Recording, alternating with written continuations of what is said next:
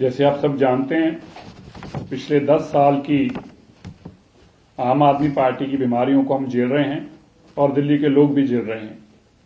रेखा गुप्ता जी की सरकार इसके ऊपर निरंतर काम कर रही है और मैं आज आपको बताना चाहता हूं और आपके माध्यम से दिल्ली के लोगों को बताना चाहता हूं, जो बड़े कदम हम ले रहे हैं जिससे निरंतर रोज AQI को और कम करने में कामयाब हो रहे हैं।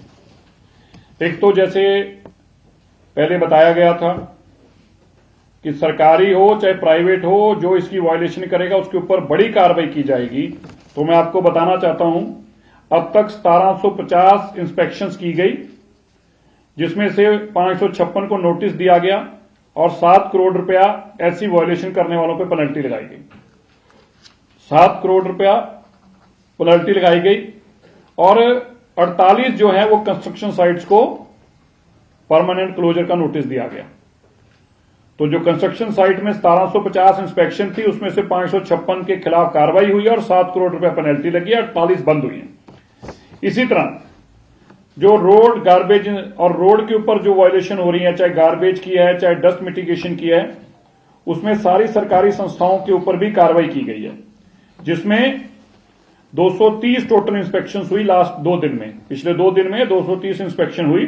MCD की 110, PWD की 36, DDA की 32, DSIDC की 17 और DMRC की 8।